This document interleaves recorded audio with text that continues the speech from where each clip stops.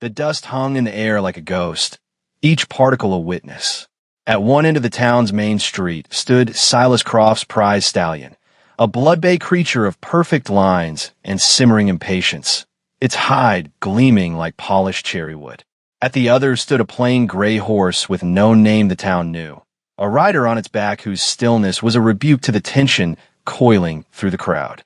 The circuit judge, a man whose face was a map of hard miles and harder decisions, held his watch up to the unforgiving sun. The county charter is in jeopardy in Willow Creek, he announced.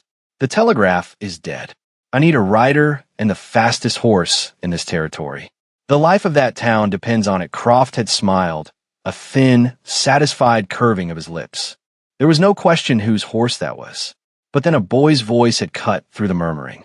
Hers is faster, and every I had turned to Clara, and to the gray horse that was nothing but a ghost from her past, a folly she had refused to abandon.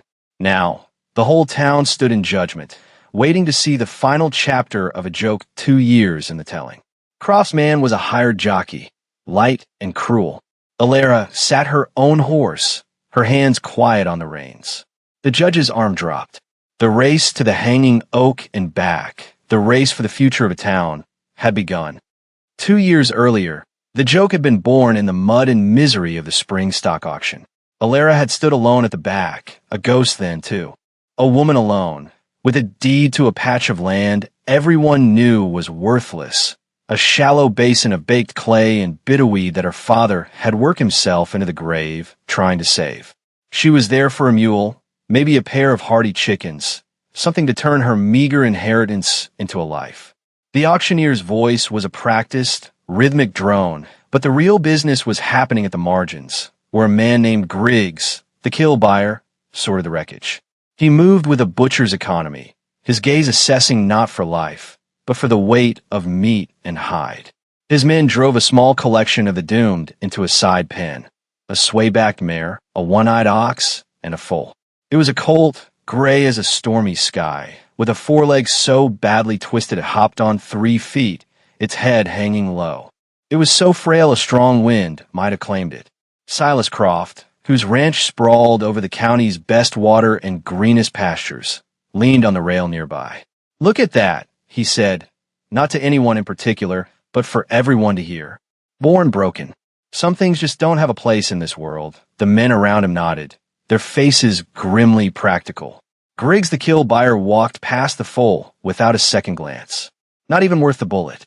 Clara watched the colt try to steady itself, its huge, dark eyes filled with a confusion that felt achingly familiar. She felt a pull, a foolish, impractical stirring in her chest. She walked over to Griggs. Her voice was quiet, almost lost in the noise. "What for the colt?" Griggs squinted at her, then at the foal. He grunted.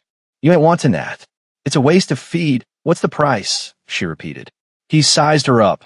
The worn dress, the determined set of her jaw, the loneliness that clung to her like dust. He saw a mark. $5. It was robbery. It was the price of a healthy calf. A ripple of amusement went through the men who heard. She didn't flinch. She had $7 to her name, meant for a winter's worth of flour and salt. She met his gaze. "I'll give you 2, he laughed. A short, harsh bark. "Lady, I'm doing you a favor by telling you no," but Clara just stood there, waiting. Her stillness was unnerving. It was not the pleading he was used to, nor the anger. It was something else, something solid and unyielding. He spat a stream of tobacco juice into the mud. "Fine. $2. His burial is your affair." She counted the coins into his palm, the metal cool and heavy with the weight of her choice. As she led the stumbling, terrified foal away, a man called out, "A woman alone can't work that land with a sound horse, let alone a cripple." The laughter that followed was not kind. It followed her all the way home, a chorus of scorn that promised she would fail. The foal's name was Ash. She gave it to him the first night, as he lay on a bed of clean straw in the corner of her small, tight barn, his breathing shallow and quick. His twisted leg was hot to the touch, swollen and angry. She sat with him for hours, her hand resting on his neck, feeling the frantic pulse beneath his skin. The arithmetic of her decision was brutal. $2 gone. Winter coming. a mouth to feed that could give nothing back. She had traded the certainty of bread for the uncertainty of a life. The world saw a cripple. Clara saw only the tremor of fear in his flank and the deep, trusting darkness of his eye when he finally looked at her. Her work began the next morning before the sun had cleared the eastern hills. She had her father's books, leather-bound volumes filled with a mix of practical farming advice and old country remedies. She found a passage on bone setting in livestock, underlined in his faded pencil. The bone knows the way. He had written in the margin, "Give it warmth, give it time." So she gave it warmth. Day after day, she heated water on her small stove, soaked burlap sacks, and wrapped them around the colt's leg, holding them in place until the heat seeped into the swollen joint. She would murmur to him as she worked, not words so much as a low, steady hum, the sound of reassurance. He fought her at first, his small body tense with pain and fear. But she was patient. Her touch was always gentle, her voice always low. Slowly, he began to accept the ritual.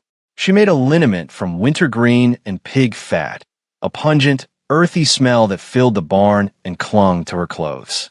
She would rub it into the leg twice a day, her strong, calloused fingers working the muscles, trying to loosen what was tight and soothe what was inflamed. The townsfolk who passed on the road would sometimes slow their wagons, peer into her yard, and shake their heads. They saw the foolish woman tending to her foolish purchase, and it confirmed everything they believed about her. She was her father's daughter, all right, stubborn, and impractical, destined to be broken by the same piece of unforgiving land. Her only neighbor was Old Man Hemlock, a man who lived a mile down the dry creek bed and was considered nearly as strange as she was. He was from a country none of them could pronounce, and he spoke of the land as if it were a living thing with moods and intentions. He appeared at her fence one afternoon, silent as a hawk's shadow. He watched her for a long time as she changed the hot compresses on Ash's leg. She braced for the pity, the quiet judgment. Instead, he said, in his thick, rolling accent, "Is good the warmth, but you must also give it the dark." He came into the yard and knelt beside her, his joints cracking like dry twigs. His hands, gnarled as ancient roots, felt the colt's leg with a surprising gentleness. "The bone wishes to be straight," he said, as if it were the most obvious thing in the world. "But the muscle remembers the wrong way. You must teach it to forget." He showed her how to soak long strips of leather in hot water until they were pliable, then wrap them snugly around the leg from knee to fetlock. "As it dries, it pulls," he explained. "Not hard, just a little whisper, a reminder of the true line." He looked at her, his pale eyes clear and direct. "Some things, they just need the right kind of time. The bone knows the way. If you let it," he didn't offer pity or advice about selling the worthless land. He simply accepted the task she had set for herself, and in his acceptance, Clara felt the first crack in her wall of loneliness. The seasons turned. Summer bled into a crisp, golden autumn. Winter arrived with a hard, clean frost that silvered the dead weeds in her pasture. Clara's days fell into a rhythm dictated by the sun and the needs of the small creature in her barn. The arithmetic of survival was a constant hum in the back of her mind. She measured out the oats and corn with a careful hand, a litany of numbers scrolling behind her eyes. So many pounds of grain, so many weeks until spring. So much hay in the loft, so many cold nights to get through.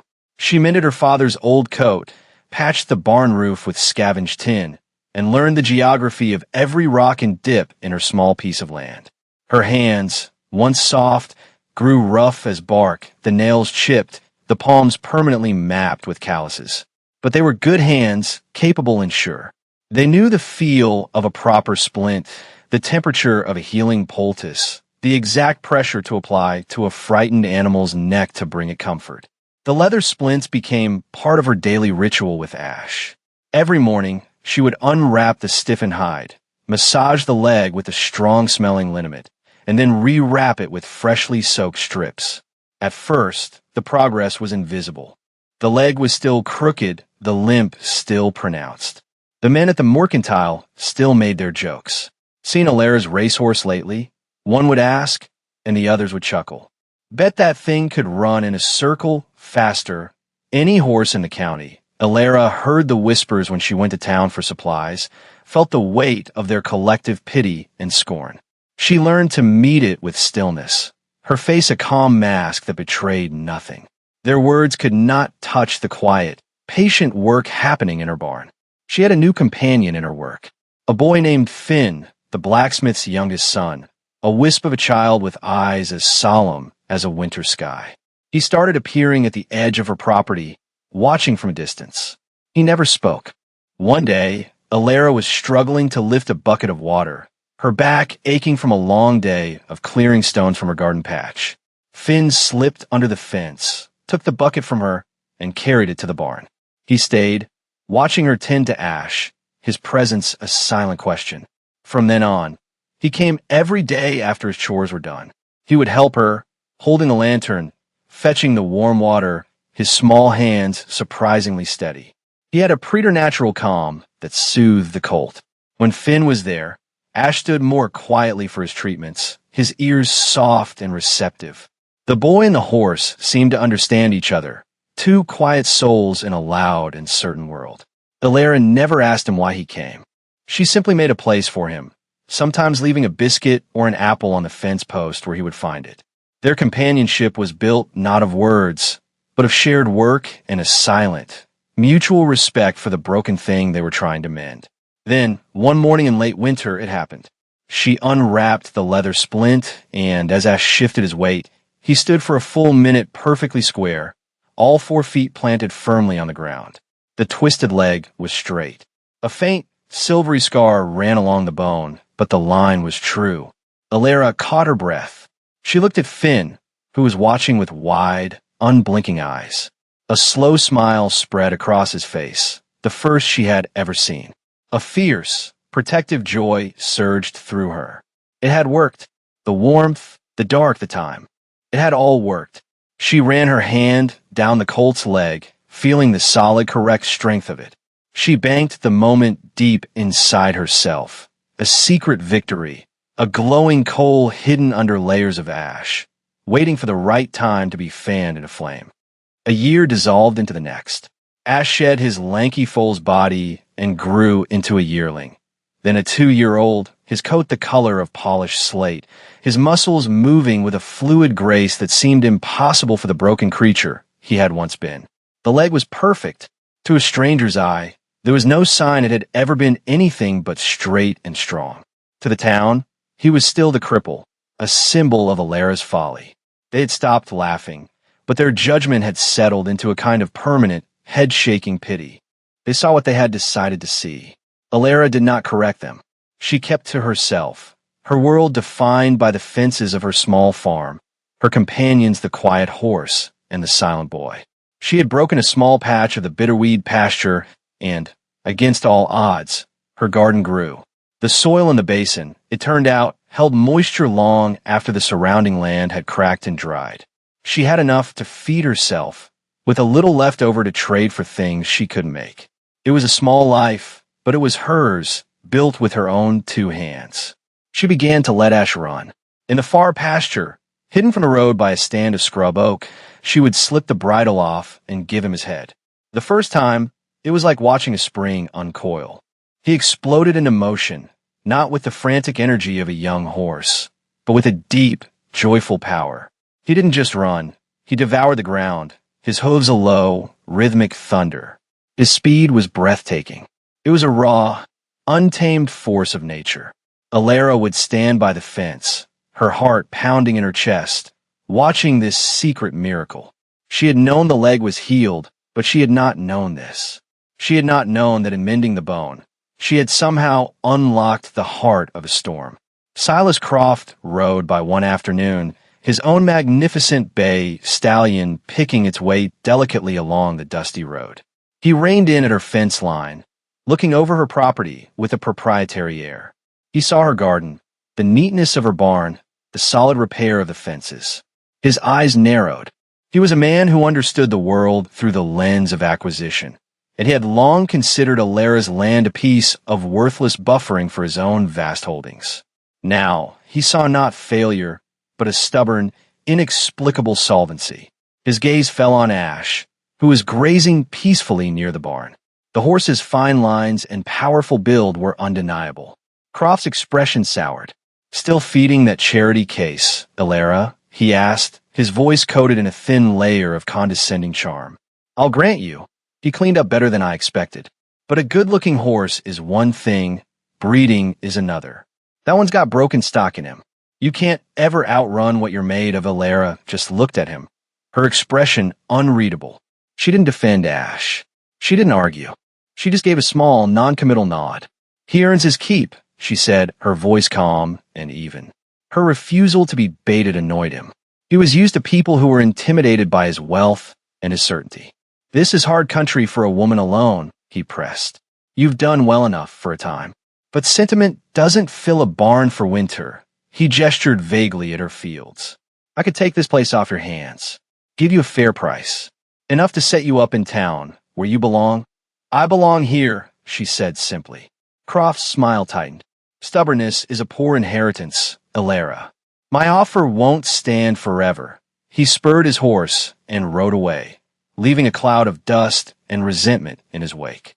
Clara watched him go, a cold knot tightening in her stomach. He hadn't seen Asheron. No one had. But he had seen value, and she knew, with a sudden, chilling certainty, that he would be back.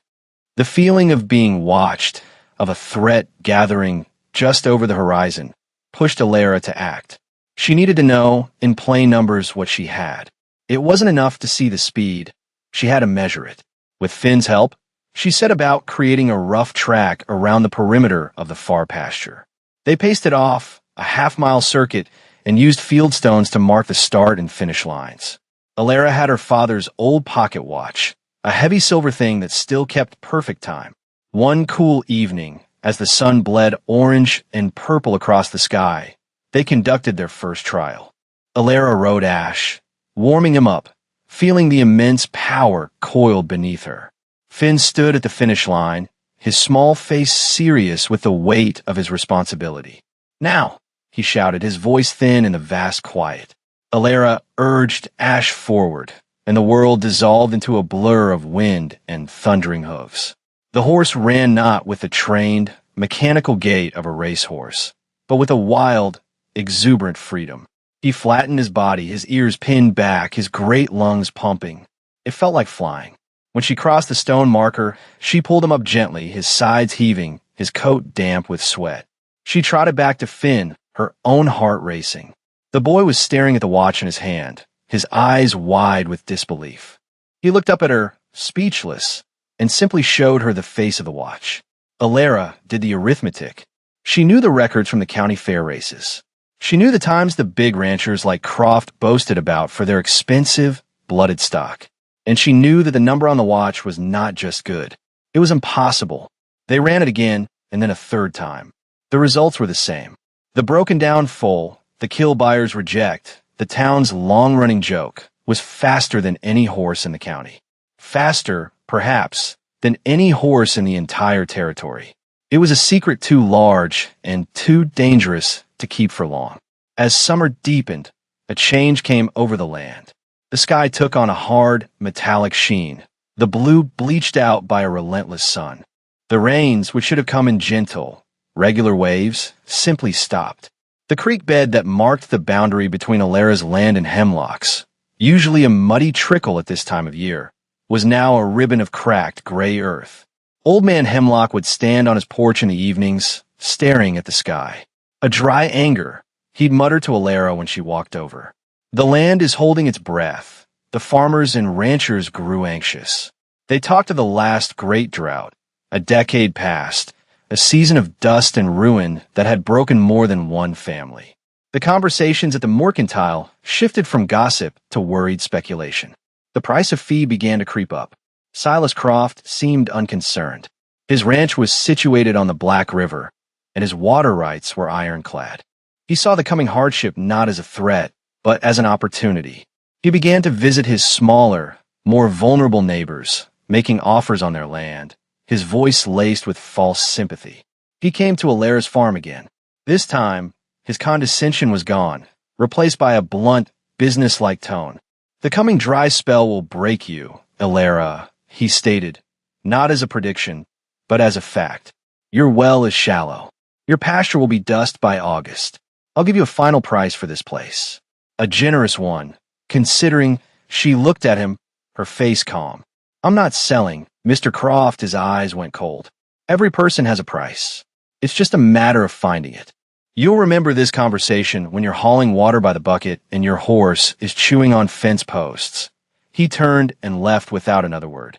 Clara watched him go, the dust rising from his horse's hooves and hanging in the still, hot air. The drought was coming. Croft was coming. She felt like she was standing on a shoreline, watching two different tides rolling in, and she knew she would soon be caught between them. August arrived like the open door of a furnace. The sun was a merciless hammer, beating down on the parched land from dawn till dusk. The fields turned from green to gold, then from gold to a brittle, lifeless brown. The earth cracked open in a spiderweb of fissures, and the wind, when it blew, carried nothing but dust and the smell of desolation. The drought was no longer a threat. It was a tyrant. The town's shallow wells began to fail one by one. The creek dried up completely. The Black River, the source of Silas Croft's confidence, shrank to a sluggish, muddy stream, its banks widening each day.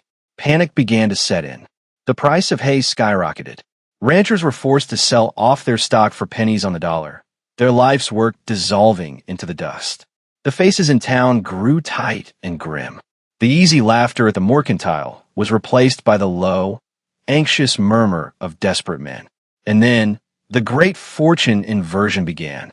Clara's land, the scorned basin of bitterweed and clay, revealed its secret. The very topography that made it poor for farming in wet years made it a savior in a dry one. The shallow bowl shape collected what little dew fell in the cool of the night, and deep beneath the clay, shielded from the sun, was a slow, stubborn spring. It wasn't a gush of water, but a steady, patient seep, emerging from fissure in the rock at the lowest point of her property. While the rest of the county turned to desert, a small patch of her pasture near the spring remained stubbornly, miraculously green. Her well, fed by the same deep source, never wavered. She had water, clean, cool water, enough for her garden, for herself, and for Ash. Her small world, once an island of scorn, was now an island of survival. She watched as Silas Croft's empire began to crumble at the edges. His vast herds, once a symbol of his wealth, were now a massive liability. They trampled his scorched pastures to powder, their desperate lowing a constant, mournful sound that carried on the hot wind. His prize-winning horses, bred for speed and beauty, not for hardship, began to sicken. Their sleek coats grew dull, their eyes listless. He had money, but money couldn't make it rain. He had land, but the land was dying. The mockery that had followed Clara for 2 years evaporated. In its place grew a strange, resentful silence. People whose pity she had endured now looked at her with a new expression, envy. They saw her green garden, the healthy sheen on her horse's coat, and they didn't understand it. It was an affront to the natural order of things. The successful were supposed to succeed, and the failures were supposed to fail. Clara's quiet survival was a disruption to their worldview. It is easier to believe a thing is rotten than to admit you were wrong to mock it. Whispers started. She was a water witch. She had made a deal with unseen forces. The fear and hardship were curdling the spirit of the town, turning neighbor against neighbor. Clara felt the shift and drew further into herself. She worked her land, cared for her horse, and shared what little extra produce she had with old man Hemlock, whose own well had begun to sputter. She knew this fragile peace couldn't last. The desperation was growing, and its face was the face of Silas Croft. Croft's desperation did not manifest as weakness, but as a cold, calculated aggression. His condescending charm was stripped away, revealing the raw steel of his will beneath. He could not accept that this woman, this stubborn, solitary footnote in the county, was weathering the storm that was sinking him. It was an insult to his intelligence, to his station. He could not force her to sell, so he would find another way to take what he needed. His method was procedural, a weaponization of the law against someone he assumed was too ignorant to fight back.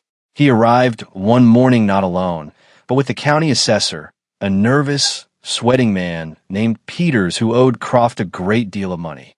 Croft was all smooth, false warmth. "Clara, a small matter of a boundary dispute has come to my attention," he began, unrolling an old, brittle survey map on the hood of his wagon. "A bit of an ambiguity in the original deeds. It seems this little spring of yours might, in fact, fall just on my side of the line." Clara looked from the map to Croft's predatory smile. She knew her land. She knew the ancient, gnarled oak that marked her western boundary as surely as she knew her own name. The spring was a good 50 yards inside that line. "There's no mistake," she said, her voice quiet but firm. "The line is the oak tree." Croft chuckled, a sound entirely without humor. "Ah, local custom. Charming, but the law requires something a bit more precise. According to this official survey from 1870, the line is a straight meridian from the northern ridge. Mr. Peters is just here to place the new markers." A simple formality. Peters wouldn't meet her eyes. He fumbled with his measuring chain, his hands shaking slightly. It was a lie, a transparent and brutal land grab. Croft was trying to steal her water, the one thing that was keeping her alive, the one thing that was proving him wrong. He was counting on her being one person alone. He was counting on her being a woman, unversed in the law, easily intimidated. He expected her to weep, to plead, to fold. Clara did none of those things. She looked at the false map, at the shamed face of the assessor, and at the smug certainty on Silas Croft's face. She felt a cold, clear anger rise within her, an anger as pure and deep as the spring itself. But she showed none of it. She simply stood her ground, a silent, unmovable obstacle. "You are mistaken," she said again. The simplicity of her denial infuriated Croft. "Mistaken?" he snapped, his composure finally cracking. "This is a legal document. I am within my rights." "The marker is the oak," she repeated. "It has been for 50 years." They were at an impasse. Croft could not physically remove her, not with Peters as a witness. But he had set the wheels of the law in motion. He would file the claim. It would be her word against his map, her poverty against his influence. He left, confident of his victory. "The court will settle this," he called back, his voice thick with triumph. Clara was left standing in the dust, the threat no longer a gathering storm, but a house collapsing around her. She was one person alone. It was not a feeling. It was a fact. That evening, as she watered ash from the very spring Croft meant to steal, she felt the horse press his head against her shoulder. She leaned into his warmth, drawing strength from his silent, solid presence. She had saved him from a world that saw him as worthless. Now, she had to figure out how to save herself. The news of Croft's legal maneuvers spread through the town like a fever. Most people sided with him, not out of conviction, but out of a grim pragmatism. Croft was power. Croft was the future. Clara was just a stubborn woman on a dying piece of land. It was easier to believe his lie than to stand up for her truth. The town was thirsty, and Croft had promised that once the boundary was clarified, he would share the water. He was turning their desperation into a weapon against her. The crisis came to a head with the unexpected arrival of Circuit Judge Mason. He rode into town on a lathered horse, his face grim. The telegraph lines were down, cut by a grass fire to the north, and he carried urgent news. A dispute over a mining claim in Willow Creek, the next county over, had turned violent. The county charter, the very document that gave the town its legal standing, was being held by a group of armed men who threatened to burn it if their claim wasn't recognized. A territorial marshal was on his way, but it would take him days. Judge Mason needed to get a signed deposition to the marshal's office in the capital by dawn the day after next, a document that would invalidate the claim and give the marshal the authority to act. It was a full day's hard ride in the best of conditions. In this heat, on a tired horse, it was nearly impossible. "I need a rider," the judge announced to the grim-faced crowd assembled in front of the hotel. "And I need the fastest horse in this county." The fate of that town, its very existence, rests on this message. A silence fell over the crowd. This was a matter of life and death, of law and chaos. Silas Croft stepped forward, his face a mask of civic duty. Judge, my stallion, Firebrand, is the finest horse in this territory. He's drawn from the drought, I'll admit, but his bloodline is unmatched. He is your only choice. It seemed a settled fact. Croft's horses were legendary. He would provide the horse, and the town would be indebted to him. It was a masterful move, cementing his power at the very moment it seemed to be failing. He would be the town's savior, and Alara's fate would be sealed. But then, a voice, clear and steady, cut through the silence. No, he isn't. Every head turned. Finn, the blacksmith's silent son, stood at the edge of the crowd. He had never spoken a full sentence to most of these men, but he spoke now, his voice ringing with a conviction that could not be ignored. He pointed a thin, steady finger at Alara, who stood near the back, having come to town for salt. Hers is faster, Finn said. Alara's horse is the fastest. A wave of disbelief, then outright laughter, rippled through the men. The joke, it seemed, had one last breath in it. The cripple, one man scoffed. Finn, the heat's got you. Croft shot the boy a look of pure venom. The boy is mistaken, Judge. He's simple. The woman's horse is a worthless stray. But Judge Mason was not a man who dealt in reputation. He dealt in facts. He looked from Croft's magnificent but weary stallion to Alara, who stood quietly beside the boy, her hand on his shoulder. He saw no fear in her eyes, only a calm resolve. Is this true? The judge asked her directly. Alara looked at Finn, at the brave, terrified set of his jaw. She looked at Croft's smug face. She looked at the thirsty, frightened faces of the townspeople who had mocked her for 2 years. And she thought of the impossible number on her father's silver watch. Yes, she said. The word fell into a pool of stunned silence. The judge's eyes narrowed. He was a practical man, and the stakes were too high for pride. I cannot take a man's word or a boy's belief, he said. There is only one way to settle it. A race. Here and now. To the hanging oak at the edge of town and back. The winner carries the deposition. The fate of Willow Creek will be decided by the speed of a horse. The main street was cleared. It was not a racetrack, but a dusty, rutted stretch of ground, a fitting course for a contest between reputation and reality. At one end, Croft's stallion, Firebrand, was a picture of coiled power. He wore a fine, hand-tooled leather saddle and was handled by a small, wiry jockey Croft kept on his payroll. At the other, Ash stood patiently. He wore Alara's plain, functional saddle, its leather worn smooth with use. He looked like what he was, a farm horse. Strong, solid, but unremarkable. The townspeople lined the street, their faces a mixture of curiosity and disbelief. They were here for the spectacle, to see the final, definitive humiliation of the foolish woman and her broken horse. Alara swung into the saddle. She leaned forward and murmured into Ash's ear, her hand stroking his neck. She could feel his calm, steady strength beneath her, a reservoir of power they had kept hidden for 2 years. She looked down the dusty street at Croft's stallion. She saw the fine breeding, but she also saw the toll the drought had taken. The horse's flanks were just slightly hollow, his energy brittle. Ash, by contrast, was filled with the strength of clean water and good pasture. He was an oasis in the middle of the desert. Judge Mason stood in the center of the road, his watch in his hand. The rules are simple. To the oak, circle it, and back to this line. The first nose across wins the duty. Riders, are you ready? Croft's jockey nodded, gathering his reins, his whip already in his hand. Alara simply tightened her legs, a silent signal that Ash understood. Go, the judge shouted, dropping his arm.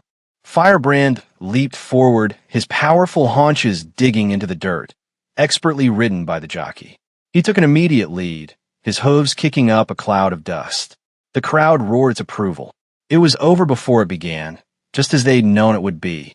But Alara held Ash back for a dozen paces, letting him find his rhythm, keeping him clear of the choking dust. Then, she gave him his head. What happened next would be told and retold in that town for generations. It was not a race. It was a revelation. Ash flattened his body and unleashed the raw, untamed speed he had hidden in the far pasture. He did not run like a trained horse. He ran like the wind itself, a gray streak against the brown, parched earth. He closed the distance to Firebrand in a matter of seconds. The jockey, hearing the thunder of hooves behind him, glanced back in shock and plied his whip. Firebrand, tired and thirsty, strained with all he had. But it wasn't enough. Ash passed him as if he were standing still. The crowd's roar died in their throats, replaced by a collective gasp of astonishment. He reached the oak, circling it in a tight, fluid arc that never broke his stride, and turned for home. He came back down the street alone, a storm of motion, his hooves a blur, the only sound the wind of his passage and the rhythmic pumping of his great heart. He crossed the line a full 10 lengths ahead of the stallion. He slowed to a canter, then a trot, and stopped before the judge, his sides barely heaving, his ears pricked forward as if asking for the next task. The silence was absolute. The town had just witnessed the impossible.